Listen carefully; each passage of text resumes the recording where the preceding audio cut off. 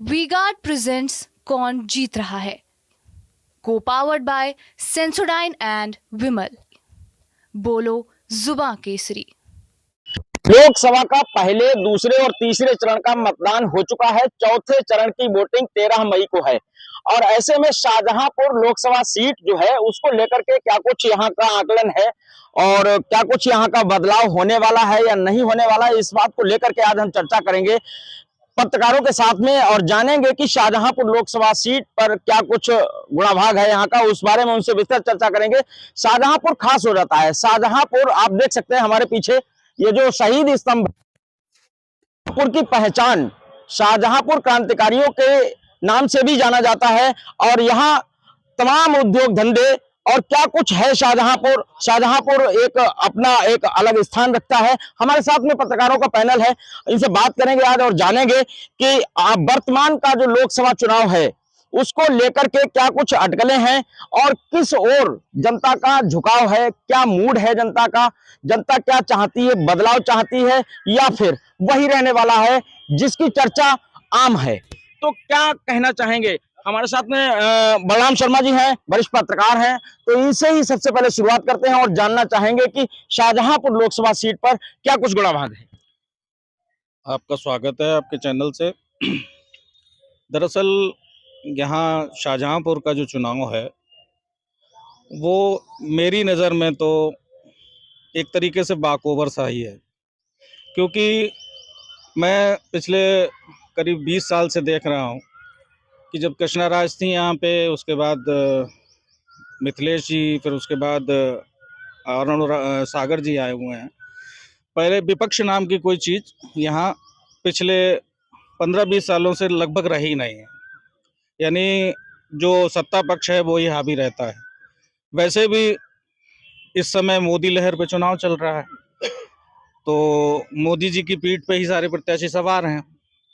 उन्हें जो जन समस्याएं हैं या कुछ भी है, वो उन मुद्दों को दरकिनार करके अब राष्ट्रवाद, श्री राम जो मंदिर बना है उस पे, और मोदी जी की जो महत्वाकांक्षी योजनाएं रही हैं, वो चाहे 370 रही हो, तो उसने ज़्यादा लोगों को प्रभावित किया है। रही बात बेरोजगारी की और महंगाई की, तो इन मुद्दों को विपक्ष को उठाना चाहिए, प्रमुखता से उठाना चाहिए। ये मुद्दे विपक्ष पिछले कई सालों से हवा हवाई जैसे चैनल पे आए तो कह दिया, जमीनी स्तर पे ना तो कोई इनका आंदोलन है, ना जैसे स्मृति ईरानी या बीजेपी के लोग पिछली बार जब सिलेंडर महंगा हुआ था तो किस कदर से पूरे देश में भूचाल ला दिया था। इनकी कोई नीति है ना, इनको आगे संघर्ष करने का इनका जज्बा है, इसीलिए विपक्ष धीरे धीरे धीरे करके कमजोर पड़ता है। शाहजहांपुर की बात करें तो शाहजहांपुर में पहला विपक्ष, सशक्त विपक्ष हुआ करता था सत्यपाल सिंह यादव जी के समय में। उन्होंने भी बीजेपी ज्वाइन कर ली, वो भाजपा के पहले सांसद यहाँ से बने, फिर वो केंद्र में पहले मंत्री भी बने।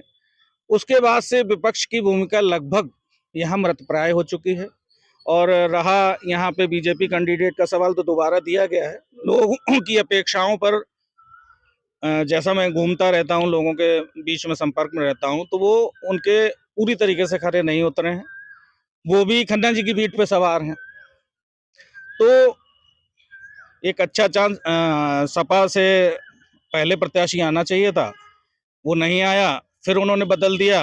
अब ज्योत्सना जी हैं, हालांकि पढ़ी लिखी बढ़िया लेडी हैं, संघर्ष भी कर रही हैं, पर उन्हें उतना पर्याप्त समय है नहीं उनके पास मेरे लिहाज से, क्योंकि परसों वोटिंग होनी है। तो जो रेशियो मुझे लग रहा है वो तो वाकओवर ही है, पर मार्जिन कम होगा। मार्जिन कम होगा, इस बात को लेकर के आशंका जाहिर करते हैं वरिष्ठ पत्रकार हैं। और इसके साथ साथ में क्या लगता है कि समाजवादी पार्टी ने ऐन वक्त पर जो टिकट को बदला है शाहजहांपुर में और इंडी गठबंधन की जो बयार बताई जा रही है और वर्तमान में जो प्रत्याशी हैं उनके चयन को लेकर के क्या कुछ यहाँ शाहजहांपुर की लोकसभा सीट पर उसका कोई प्रभाव पड़ने वाला है? देखिए, अभी जैसा कि बलराम शर्मा जी ने बताया कि पूरे देश में जो वोट पड़ रहे हैं वो दो ही तरह के हैं, एक मोदी के समर्थन में है, एक मोदी के विरोध में है। तो जो मोदी का समर्थन वाला जो विषय है, उसमें जो उनके विचार के विषय हैं जैसे 370 का हटना है, राम मंदिर का विषय है, सीए वाला विषय है, तो उनके जो विचार परिवार से जुड़े लोग हैं उसके लिए उन्होंने कार्य किए हैं। बहुत सी महत्वाकांक्षी योजनाएं हैं जिसको उन्होंने किया, उज्ज्वला योजना, बाकी योजनाएं हैं, तो उनका वोट बैंक उनसे जुड़ा हुआ है। दूसरा जो वोट बैंक है वो है जो मोदी के विरोध में है। जब तक सपा का प्रत्याशी पुराना प्रत्याशी था, तो पूरी सपा की बैटरी चार्ज नहीं थी। उनको समझ नहीं आ रहा था कि वो क्या करें। जैसे ही प्रत्याशी चेंज हुआ, पूरी सपा की इस समय बैटरी चार्ज दिख रही है। तो जीत हार का अंतर जो था, जो अनुमान लगाया जा रहा था, वो 1-2 लाख से भी नीचे आ गया है अब। अब ये सपा के जिस तरह से प्रत्याशी के बदलाव के बाद जितना बड़ा नाम राजपाल कश्यप है, उनकी भांजी हैं, और जिस तरह से बड़े नेता यहाँ पर आए, स्वयं अखिलेश यादव ने यहाँ पर आके समय दिया, तो वो भी दिख रहा है इस बात से कि सपा की बैटरी तो चार्ज है। अब इसमें एक बात है कि जैसे 25 तारीख को मोदी जी की यहाँ पर रैली हुई और वही नामांकन की आखिरी तारीख भी थी, और बाद में सपा का प्रत्याशी भाजपा में भी आ गया। तो ये भी संभावना दिख रही है कि शायद जो है सूरत की तरह यहाँ भी कोई तोहफा देने की तैयारी हो, जिससे भाजपा का शीर्ष आला कमान यहाँ पर चूक गया हो। तो अब चुनाव रोचक स्थिति में आ गया है। सपा की बैटरी तो फुल चार्ज दिख रही है। जो नाराजगी एक हिसाब से देखा जाए कि समाजवादी पार्टी का जो पहले कैंडिडेट था, उसको लेकर के जो एक नाराजगी कह लीजिए या अंतरखाने विरोध कह लीजिए, सपा में दिखता था, क्या वो वजह भाजपा में भी कहीं दिखाई दे रही है? देखिए, ऐसा है कि पहले सपा वाले विषय पे आते हैं।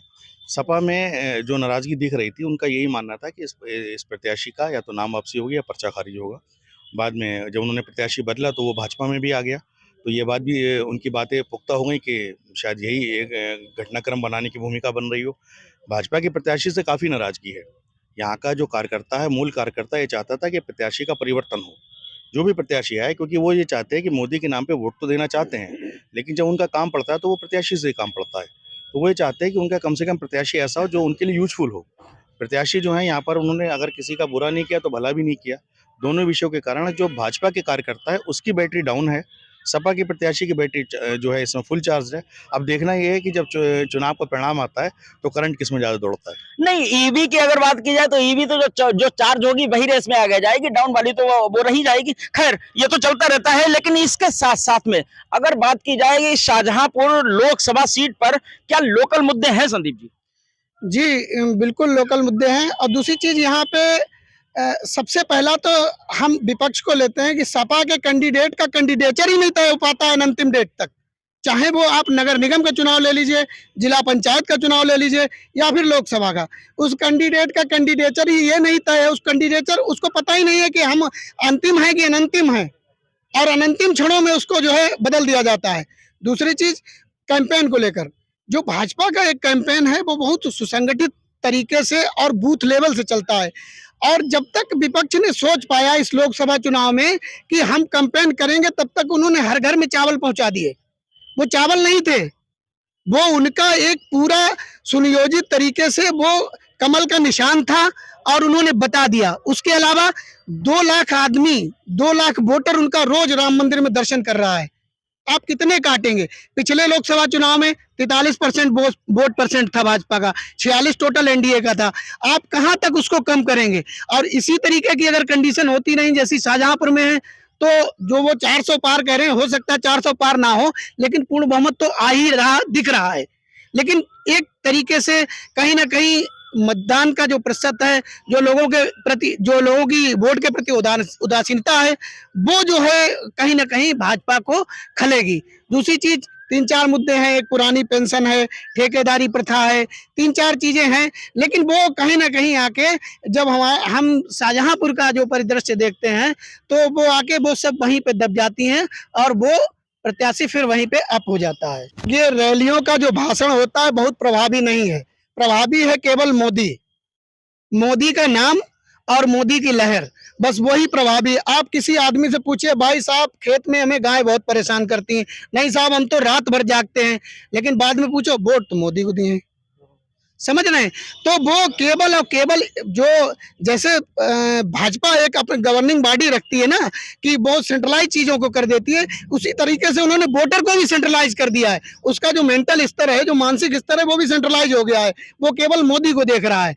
अब वहाँ अरुण सागर नहीं देखे जा रहे हैं कि अरुण सागर 5 साल हमारे क्षेत्र में आए। खुदागंज वालों को पता है कि अरुण सागर साहब के कितने बाल हैं, कितना क्या है, क्या रह गया है, चेहरा कैसा है, उन्हें नहीं पता है, वो नहीं जानते। कलान वाले नहीं जानते कि वो कब आए थे हमारे यहाँ, लेकिन उनको ये पता है कि मोदी बरेली मोड़ पे आए थे, वो कह गए थे मेरा हर घर में नमस्ते कर देना। समझ रहे? तो बस केवल यही है कि वो चीजें सेंट्रलाइज हैं और लोगों को पता है कि हमें अभी मोदी को देखना है। माने कैंडिडेट मायने नहीं रखता, मोदी मायने रखते हैं, ये कहना है यहाँ के पत्रकार। क्योंकि पत्रकार देखिए आम जनमानस में जाता है, जगह जगह उसकी पैठ होती है, लोगों के दिलों में क्या है वो चीजें निकाल करके भी लाता है। क्या लोकल मुद्दे हैं, कुछ काम हुआ है जी पिछले 5 सर, जी वर्षों सर। में? पिछले 5 वर्षों तो बहुत ही हमारे शाहजहाँपुर की वैल्यू बहुत ज़्यादा बढ़ गई। मैं तो यहाँ से, इस समय मेरी उम्र 50 साल है, मैंने ये परिवर्तन ज़िंदगी में पहली बार देखा। हमारे यहाँ की सड़कें अच्छी हो गई, हमारे यहाँ पुल की व्यवस्था बढ़िया हो गई, हमारे यहाँ की जो बड़े-बड़े व्यापारी लोग हैं उनको सुरक्षा प्रदान की गई। ये सबसे अच्छी बात है कि एक आदमी को एक सुरक्षा मिलती है। रात के 2 बजे मैं घर से निकलता हूँ मॉर्निंग वॉक के लिए, मुझे डर नहीं लगता। मैं अपनी कार में ही सो जाता हूँ, मुझे डर नहीं लगता।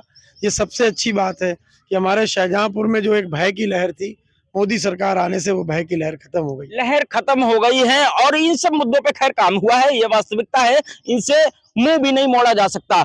लेकिन इसके साथ साथ में जो बात की जा रही है, सपा इंडी गठबंधन अलायंस की जो बात की जा रही है कि इस बार पहले चरण से लेकर के जहां भी अखिलेश जी जा रहे हैं, अभी हाल ही में कन्नौज के साथ साथ में कानपुर में संयुक्त रैली राहुल गांधी और अखिलेश जी ने की है, और उन्होंने क्या कुछ कहा है। सपा का इंडी गठबंधन और अलायंस क्या कुछ इस बार फर्क डालने वाला है बड़ा?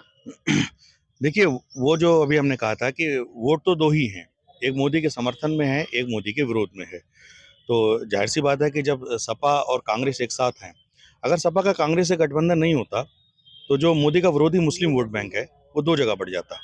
अब ये तो तय है कि वो एक जगह पे आ रहा है और दोनों लोग जिस तरह से कार्य कर रहे हैं, अगर हम अंतर देखें, देखिए 2014 के चुनाव में एक उत्साह था पूरे देश में, एक बदलाव की बयार थी। तो 14 के समय हम देखें तो मोदी के लिए पूरा एक उत्साह के साथ वोट दिया।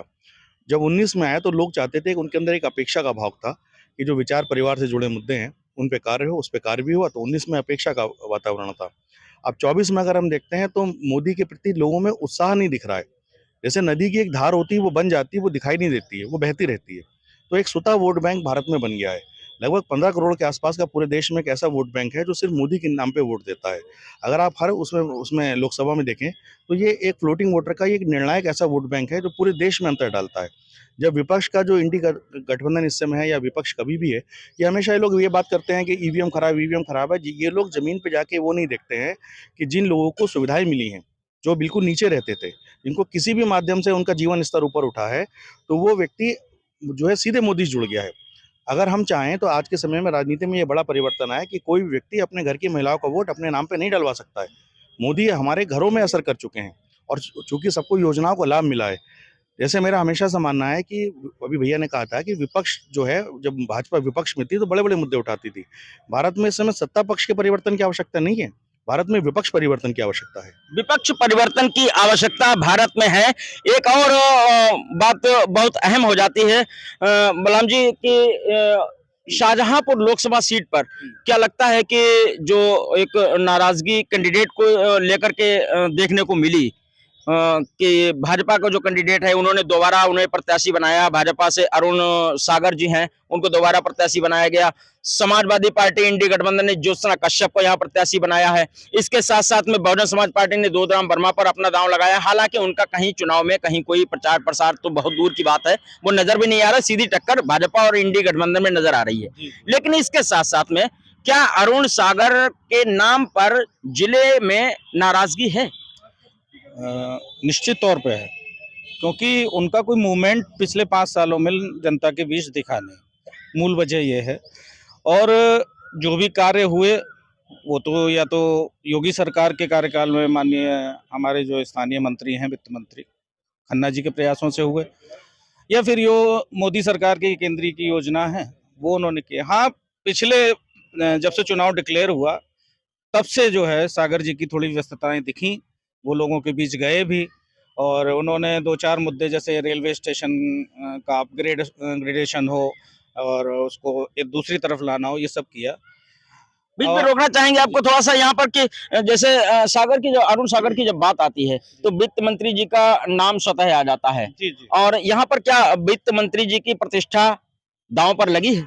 निश्चित तौर पे लगी है, क्योंकि जैसा मेरी जानकारी है, जैसा सूत्रों से जानकारी मिली थी कि इस बार संभवतः टिकट जो है उनका मुश्किल में था, पर उन्हीं के प्रयासों, क्योंकि वो राजनीतिक गुरु हैं उनके, तो उन्हीं के प्रयासों से ये टिकट बचा भी, वो बचा के भी लाए।